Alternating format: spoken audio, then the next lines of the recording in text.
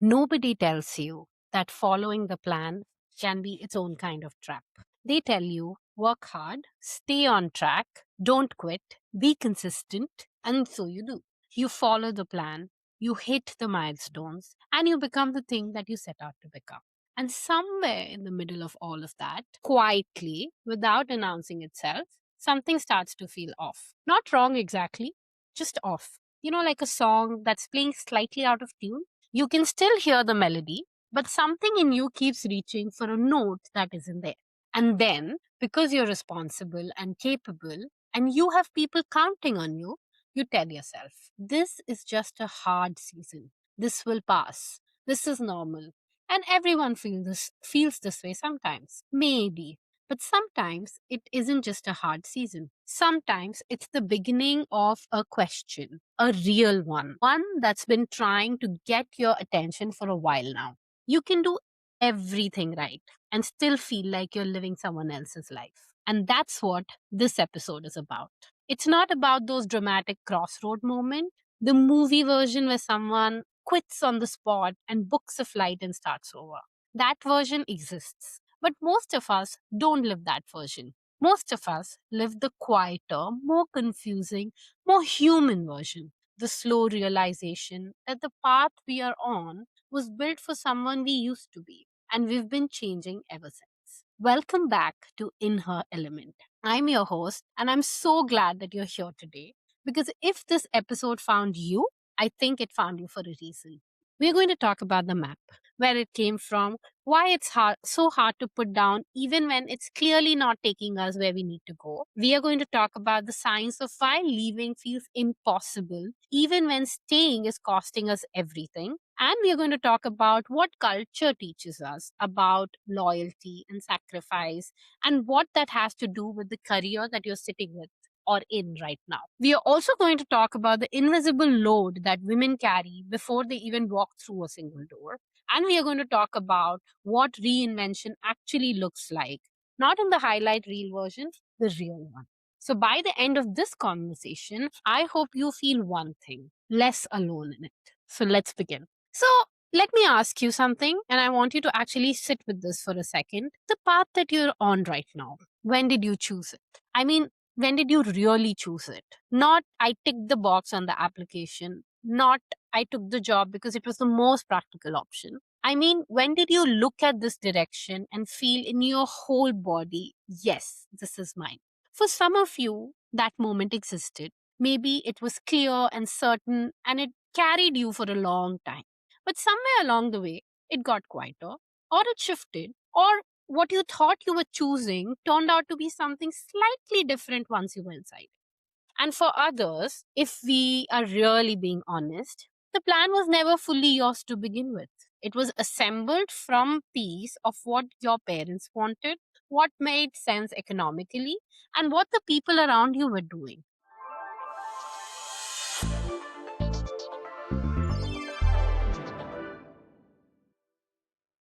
What you were good at, and what felt like the responsible, realistic thing to choose. And I think about the maps that we get handed before we are old enough to even question them. And I don't mean this as a blame towards anyone who gave us those maps. Most of the time, the people who handed them to us loved us. They wanted to protect us from uncertainty, they wanted to give us a head start. But here's what those maps couldn't account for: who you would become, what you would learn about yourself by living, what would matter to you at 35 that you had no language for at 18, and what parts of yourself you'd discover or recover along the way. A map for who you were cannot always accommodate who you are becoming, and realizing that is not a failure, it's actually a sign that you've grown. Because research on women's career development makes something really clear. The traditional linear career model, the one that goes from education to entry level to advancement, is a clean upward line, which was designed with men's lives in mind. And not even all men's lives. A very particular kind of man in a very particular set of circumstances. Now, the research that was published in the Journal of Vocational Behavior has found that scholars have come to recognize that the traditional linear career model is generally obsolete, particularly when examining women's careers. Because women's paths are more varied, more interrupted, and more contextually shaped than the model assumes. And that's not a flaw, that's a reality. And yet, this is the part that gets us. So many of us are still measuring ourselves against the obsolete model, still feeling like we are behind or off track or somehow deficient because our path hasn't been straight. Now, what if the path was never supposed to be straight? What if the question was never, how do I get back on track? But rather, what track is actually mine to walk on? So, if changing direction can be right and even obvious move, why is it so incredibly hard to do? I've thought about this a lot, and I want to share two things that research gives us language for, because I think they explain a lot of the stuck feeling, not to make it more complicated, but actually to make it more simpler. To say this isn't a flaw in you, this is a pattern in us, all of us. The first is something called the sunk cost fallacy. And I know if you've been an avid listener of my videos and podcasts, you would have come across this term in my previous podcast episode.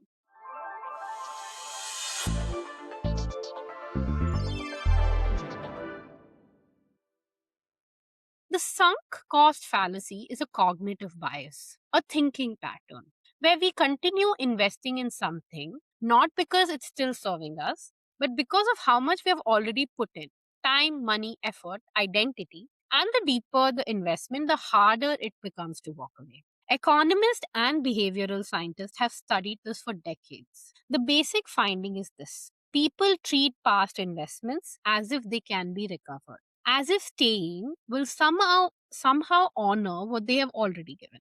But the truth is, a sunk cost by definition is already gone. It can't be reclaimed. The only real question is, what's the best decision from here? Now, Daniel Kahneman and Amos Tversky's foundational work on prospect theory found that humans systematically deviate from rational decision making when it comes to loss. Specifically, the pain of losing something feels roughly twice as powerful as the pleasure of an equivalent gain. This is why leaving a path that's no longer right can feel so catastrophic even when staying is clearly costing us. And here's how it shows up in career decisions, so specifically and so painfully. I have already invested 6 years in this. I can't leave now. I have a degree in this. I have to use it.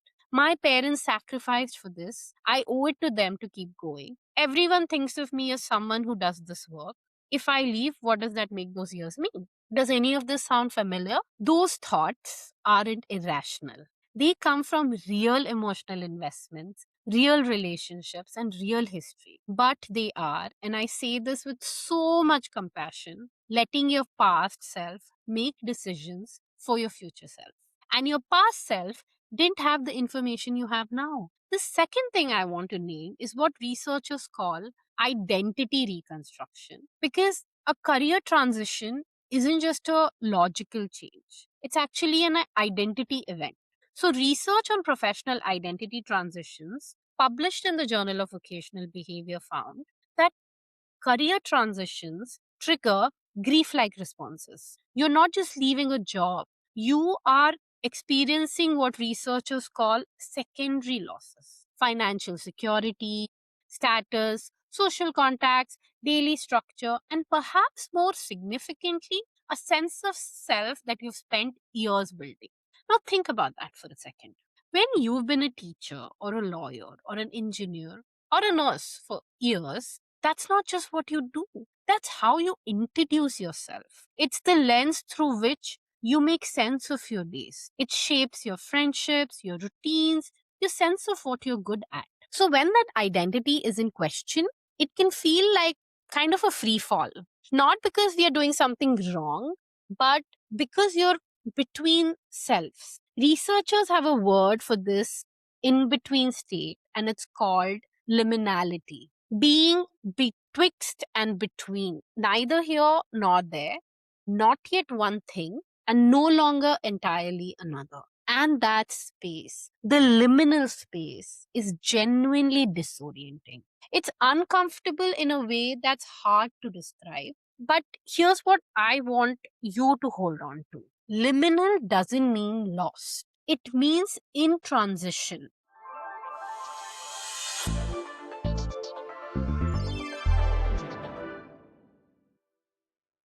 It means on the way. And one more thing before we move on, and this one is specifically for women. Research on women's career decisions consistently finds that we carry an extra layer of pressure that men generally don't.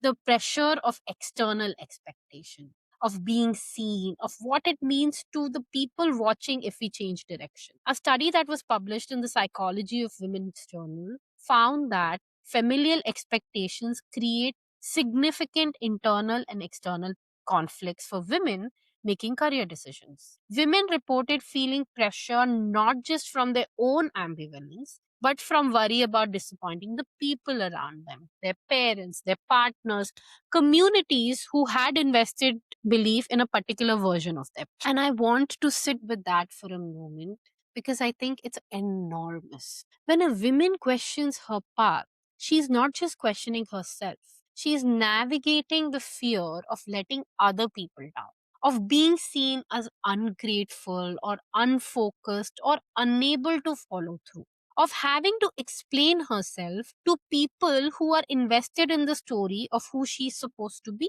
That is a real weight. And pretending that it isn't there doesn't make it lighter. Naming it does. Now, I want to go one layer deeper on the map because I don't think we can have this conversation fully without talking about culture. Because for a lot of us, and I mean a lot of us, which is not a niche group, the plan wasn't just handed to us by circumstances. It was handed to us by culture, by family, by community, and by an entire system of values that place the group's well being, honor, and expectations above the individual's question of, but is this right for me? Researchers who study this collectivist culture, cultures of where the identity of the individual is understood to be inseparable from the identity of the family and the community, describe something important. In these frameworks, the self is not a standalone thing. It's relational. You are not just you. You are your family's daughter, your community's representative, and your partner's parents' investment in a better life. And social psychologist Harry Triandis, whose work on collectivism is widely referenced in cross cultural research, describes how, in collectivist cultures, individuals see themselves as a part of one or more collectives and give priority to the goals of the collective rather than personal goals. Achieving something isn't just a personal victory. It brings honor to the family, and abandoning a path doesn't just affect you, it reflects on everyone who believes in. And I want to be very clear here. There is a genuine beauty in this. The interconnectedness of collectivist cultures, so the sense that you are held, that your life is not lived in isolation, that your success means something to the people who love you, that is real and it matters. And many people who grew up with these values wouldn't trade that sense of belonging for anything. Here's what it costs specifically in context of career decisions. When your path was chosen partly to honor your family, the doctor, the engineer, the accountant your parents dreamed of, changing that path doesn't feel like a career decision. It feels like a betrayal, not a rational calculation, a betrayal of everything that was sacrificed, of every stop that was told about you, who you would become, of the version of yourself that other people had been holding up as proof that the struggle was worth it. Now, research on first generation college students from collectivist backgrounds found that many chose career paths in STEMs and in professional fields not out of a personal passion, but because of family expectations tied to financial security and cultural honor. One student quoted in this study captured it plainly. I don't know what to do career wise because I really like art history and literature. But I went into STEM knowing I'm not the best at science because I knew I'd find a better job. That gap. between what she wanted and what she chose was never just about the job. And if you grew up navigating two cultures simultaneously, the culture of your family's origin and the culture of the society around you, the tension is compounded. Because the dominant culture around you might be telling you to follow your passion, trust your gut, do what makes you happy. While the culture inside your home is saying, we didn't come this far for you to throw it away on a feeling. And both of those voices have something true in them. And holding both at the same time without being torn apart by the contradiction is genuinely one of the harder things a person can be asked to do. And research on cross cultural guilt makes this even more specific. In more collectivist cultures, guilt is not just a private internal experience, it's a social one. Falling to meet family or community expectations doesn't just create regret, it creates shame, a sense that you've let people down who are watching and your choice reflects on them. And a cross cultural study examining guilt and shame across 8 countries found that people from collectivist backgrounds were more likely to experience guilt as a socially oriented emotion, one tied to the impact of their choices on family and community rather than simply a personal feeling. The Japanese participants in the study were more likely to feel regret, specifically about actions that disrupted family harmony compared to their American counterparts. Now, this isn't a weakness, it's different, deeply ingrained way of understanding what your choices mean. And I name this not to pathologize cultural values. I name it because if you grew up in a family or a community where your choices carry that kind of collective weight, and you were right now sitting with a question about your path, so you deserve to know that guilt you feel is not proof you're making the wrong decision. It may simply be proof of how deeply you love the people who raised you. And those two things are different, and you are allowed to honor the love while making room for the question.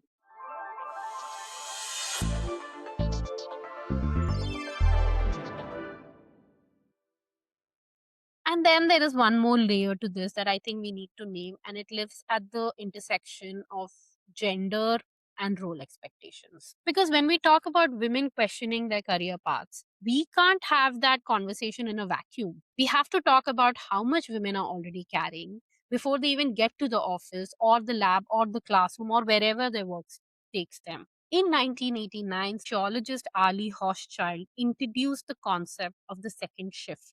Her research found that women who worked full time jobs came home and worked another full time shift, cooking, cleaning, managing childcare, organizing family logistics. And the paid work was the first shift. Everything that happened after was the second. We are now well into the third shift that researchers have more recently started documenting. It's the emotional and cognitive labor, the invisible mental load of keeping everyone comfortable, managing relationships, anticipating needs, resolving conflict, supporting colleagues, and holding the emotional architecture of a family or a household together. It doesn't show up at any job description. It doesn't get compensated and yet is a constant, relentless work. Research published in peer-reviewed study found that women report engaging in disproportionate amount of cognitive labor in their households, the hidden mental work of managing a home. This increased their mental exhaustion, and that exhaustion directly predicted lower career resilience and high turnover intentions. In plain terms, the invisible work women do outside of their paid careers makes it harder to show up fully in those careers and harder to take the kind of risk that career transitions require. And I want you to sit with that finding for a moment. It's not saying that women can't handle, it's saying that women are handling more than is being counted for. And that uncounted load has a direct, measurable cost on their professional lives. Now, bring that into context of career change. When a woman considers leaving a stable path for something uncertain, she isn't just weighing her own ambition against her own risk tolerance. She's often also calculating who picks up the mental load if this doesn't work. How does this affect the people who are depending on me? Can I afford to be in a period of lower income while also carrying everything else that I'm carrying? What does it say about me as a daughter, a mother, a partner, a community member if I put my own path first right now? And this is not imagined. Research on how women define career success found something that stuck with me all. And this expectation is not experienced equally across all genders. And research on women's social expectation found that these external pressures create a significant internal conflict that affects women's self esteem, career choices, and a sense of identity. Often before a single career decision is even consciously made. I am naming this not to make the crossroads feel heavier than it already does. I am naming it because sometimes the thing that keeps us stuck isn't fear or ambivalence about that what we want. It's the sheer weight of everything we are already responsible for, and that quiet belief that we don't have the right to add our own uncertainty to the.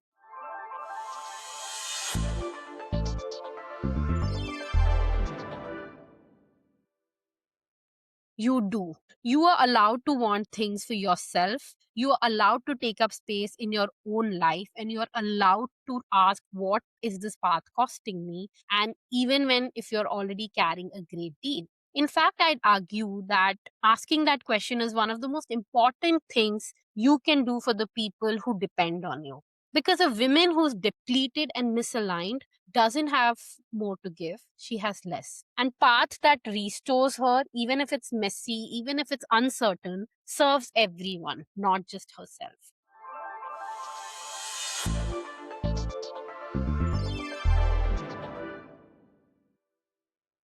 So now I want to take a few minutes talking about what reinvention actually looks like, because I think we have a very distorted picture of it. The version we usually see is the highlight reel. The women who quit her corporate job and started a bakery. And it was hard at first, but now she's thriving and she's never been happier. The pivot that looked dramatic from the outside, but somehow landed perfectly. And those stories are actually very real, but they are not the whole story. And for a lot of us, they actually make things harder because our own process doesn't look anything like that. Real invention, the kind that women actually live, is very slow. Sometimes it's uncertain. It often happens in small, barely visible increments. It doesn't start with a dramatic resignation letter, it starts with a question quietly asked that you don't immediately know the answer to. It looks like spending your lunch breaks researching something you thought you'd given up on. It could be taking one class, having one honest conversation, updating a resume just to see what it feels like, and also saying out loud for the first time to one person you trust that I don't think this is right for me anymore. It looks like grieving alongside hoping, like being excited about something new at the same time as you feel genuinely sad about letting something go. Both of those things can be true simultaneously. And if you're feeling both of them, it's not confusion, that's just honesty. Research on midlife career transitions, which by the way can happen at 28 or 38 or 52, not just some mythical midpoint, found something important about what predicts successful reinvention. A study in counseling and psychology nexus actually found that women who have navigated career transitions more successfully weren't the one who moved the fastest or had the clearest plan or never doubted themselves. They were the ones who allowed themselves to reevaluate their life purpose, redefine what success meant to them, and integrate their past experiences rather than abandoning them into the emerging identity. Now, I want to say that again in a very different way. Your past is not wasted. Even if the path you have been on no longer fits what you built there, the skills, the knowledge, the understanding yourself under pressure, all of that comes with you. You don't leave empty handed. For example, the teacher who becomes a therapist takes something irreplaceable from her years in the classroom. The engineer who moves into policy brings a way of thinking that the room didn't have before. And the doctor who becomes a researcher holds a clinical lens that changes how she reads the data. Nothing is wasted, it just transforms. And I want to say something directly to anyone who is in this right now, in the middle of the crossroads with no clear answer yet, not knowing yet is not the same as being wrong. Not having a 5 year plan is not the same as lacking direction. Being in the question is not the same as avoiding the answer. I think some of the most important changes in life begin with simply being willing to stay in the question a little longer. To say, I don't know where this is going yet, and I'm not going to pretend that I do, but I'm paying attention. And I'm not closing the door before I have had the chance to look through it. So before I let you go today, I want to say something that I don't think is said enough. You are not behind. You are not broken for asking this question. You are not ungrateful for wanting something different. And you're not selfish for wondering if there is a path that fits better than the one that you're currently on. You are a person who's been paying attention, and that is not a small thing. There's a word I have been thinking about a lot lately, and that's momentum. We talk about it like it's always good, like moving fast and staying the course is always the goal. But momentum without intention is just inertia. It carries you forward necessarily towards anything that's yours. And the most courageous thing I have seen women do quietly without any fanfare, often without anyone else noticing, is pause the momentum. Not quit, not explode, not abandon everything they have built. Just pause and ask, is this still mine? Is this still the direction that I'm choosing? Or am I just moving because moving is what I've always done? And if you are in the middle of that question right now, if you woke up this morning with that low hum of something that isn't right and you don't know what to do with it, I need you to hear this. The fact that you are asking doesn't mean that you're falling apart. It means something in you is awake, something that knows the difference between the life you were handed and the life that's actually yours. Honor that. Even if you can't act on it yet, even if the timing is impossible, even if no one around you understand what's shifting, honor the question because it's trying to take you somewhere real. We spend so much time of our lives being good at what's expected of us, being reliable, being responsible, being the person everyone can count on. And those things matter. I'm not asking you to abandon any of them, but I'm asking you this as gently and as directly as I can. What part of your path are you staying on out of momentum rather than intention? You don't have to answer it today. You don't have to have a plan. You don't even have to have anything except the willingness to let the question be real. That's enough for right now. That's more than enough. Now, thank you for trusting me with your time today. I know there are thousand other things you could be doing, and you chose to spend some of it right here with me. And I don't take that lightly ever. So, if something in this episode moved you, if you heard yourself in any of it, share it with someone who needs to hear it too. Because the woman in your life who's quietly asking this question probably thinks that she's the only one. But she's not. There is a version of your life that doesn't require you to betray yourself to belong in it. I'll see you in the next one. Bye.